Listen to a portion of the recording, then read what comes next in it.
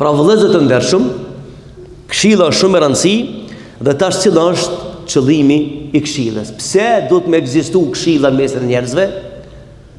Çka ka për qëllim këshilla dhe deri ku arrin e vërteta ose mësimi i këshillës në shoqëri? E para vëllezër, duhet me këshillu sepse përmes këshillës ti e dëshmon se jeni ushtar i të mirës dhe jeni dashamir i atij që është u gabuar këtë çështje dhe ti ja don të mirën më shumë se sa çdo kusht tjetër.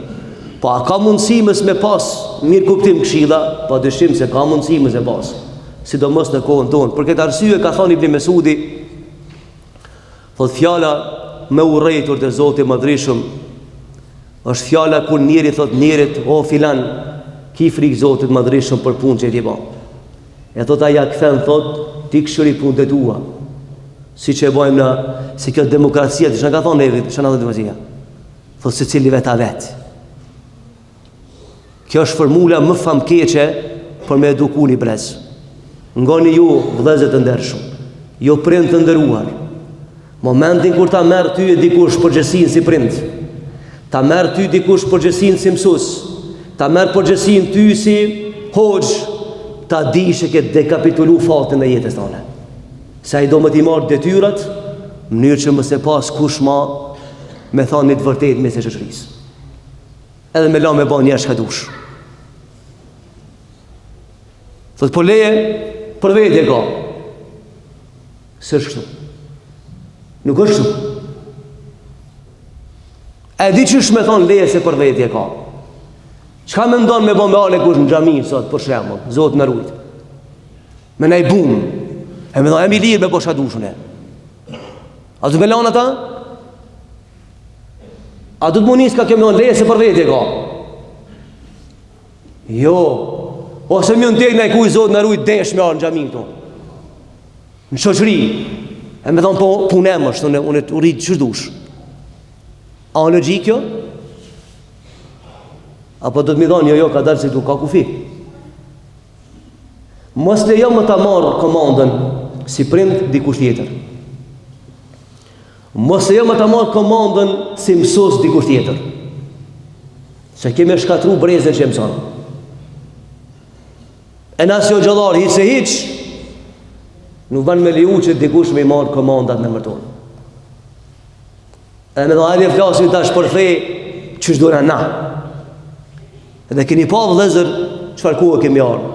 Kur i argumenton dikuj çështjet, e di çfarë thot ai është ekstremist fetar. Vallahi edhe billahi, ky term më mban nder mua nëse më thot dikush ekstremist fetar. Mu mban nder kjo. Nuk më nënshmon mu mban nder. Se çmenove ti? Me prishje çka? Çmenove ti me spjegu çka dush ti në Kur'an? Si ku ja thu njerëzve çështje, argumenton njerëzve çështjet, s'kan fakte, çka thojnë? Thonë ekstremistat fetar. Vëllezër, se sa tema ka, tema po të shpejt. Fjala ekstremist fetar, por herë të parë në historinë moderne e kanë përdor anglezët kundra muslimanëve në Indi. Sepse Britania në atë kohë donte me pushtu Indinë. Dhe në atë kohë, mesin ku janë musliman një kanë di muslimanve, ata dhanë qëre. Neve në kam su Kurani, ne nuk e shes për tokën. Këtu këna lindë. A di shetan ata? E tha ju një ekstremista fetar. S'ku me arë në e kush me dhanë di shka, po na duhet vëlla një cup e Kosovës. A du me dhanë falimderet, po na nuk e japni. Se jemi përgjes para Zotit. Edhe ai shka thot fundamentalistat islam. O ne jemi ato që e mojmë moralin këtij populli. Dhe jemi krenar për këtë çështje. Sepse jemi sidohemi për çdo ditë me të keqen. Edhe na nëse heshmi në për xhamia, atëherë po e bëhemi një popull mishmash. Pa vlera, pa etik, pa edukat.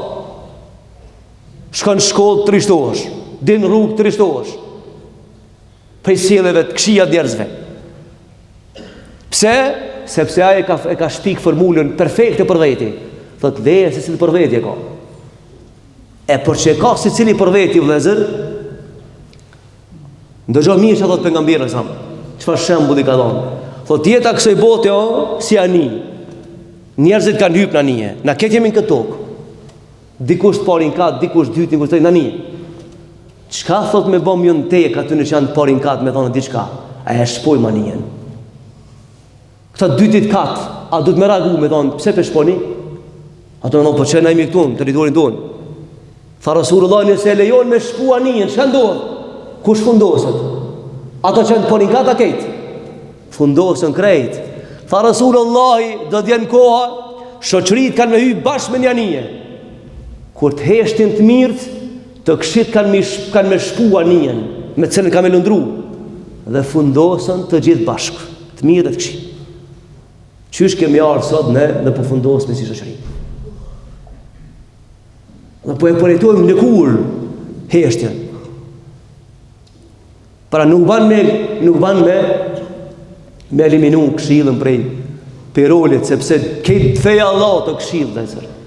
O ti si musliman ku do që t'jesh, a jenë punë, a jenë haheng, a jenë gjami, a jenë në detyrë, ku do që t'jesh, kur ta pash të keqen, vallahi s'të ban dobi namazin e se si thu, s'është mirë ke punë. Mos menon se mund është me shpëtu në ahiret dhe se falesh. Vallahi kjo fej ka ligjet maja. Do të mja thonë të keqen ati qëli do me përvu të keqen. Të zban kjo punë edhe pik. Edhe nuk jam me ty dhe së përkrahi, edhe nuk mund është prezenten me bokshtë. Kur reagojmë keqë qështu, vallahi ai që ja kam pësyt keqës e matë fort. Kur reagojmë këtë mënyrë, bami imun, bami dhe përdojnë ngritë doza e reagimit, e keqja son deporton të na. Po na hesht njëmi, hesht tjetëri për interesa dunjas, edhe prishëm anijen, bitë cilën për ruktojmë dhezër. E shpërthymë anijen, shumë vene, e plagosëm. A valët e jetët e shumë të rana. Presme gjithë shka. Valët janë shumë të rana. Presme gjithë shka. Për këtë arsye është më rëndësi këshilla. Pse këshillojmë? Sepse e duam të mirën tjetrit, e duam sinqerisht dhe e duam të mirën. Dhe e dyta vëllezër, pse këshillojmë? Këshillojmë në mënyrë që ta parandalojmë të keqen. Qëllimi i këshillës, cila është me parandalu të keqen. Kur po flasni për këshillën vëllezër o temë gjanë, sepse në kohën moderne, për shembull keni pa në për institucione të ndryshme, kontraktohen për shembull ekspertë të ndryshme të lamive ndryshme për me dhonë një mendim për një çështje. Njeri studion, shkollohet, bëhet profesionist i mirë dhe natyrisht i duhet shoqërisë për me dhonë këshilla të duhura për atë çështje. Edhe kjo është e mirë se ardhur dhe duhet kemi njerëz mesin tonë të tillë. Por në kuptimin e përgjithshëm vëllezër, pse këshillojmë? Nga se karakteri njeriut është i tillë, ka mundësi me anu ka e keqja. Për këtë arsye, nëse nuk ka këshill, ai e merr kajën e gabueshme. Allahu e ka kriju njerin tillë. Allahu tha inna nafsa amardun bisu. Me të vërtet, qenja njeri anon ka e keqja. Për këtë arsye vlen këshilla. Sikurse një pemë që e mirë njerin në borë. Edhe ti ki qef me paqë të ecë drejt. Po për me ecë drejt ajo, ti avnon dështylla me kodë caktu unë e kështu me radhë. E krasit ka pak, edhe pas të jep, bate bukur. Edhe njeri unë këtë dunja që shtu vëzër. Por më smelon me anu ka e keqja, do të me egzistu këshilla. Dhe mja përmisu, bët kuptimin në raport me jetën, me fejnë, me shoqërin, e kështu me radhë. Nëse lijen pa këshilla të tilla, atëherë pasohet janë shumë të mëdha, sepse njeriu nuk njeh armik më të madh se sa njeriu. Nëse njeriu nuk edukohet, nuk përmirësohet, nuk ka armik më të madh se sa njeriu për njeriu.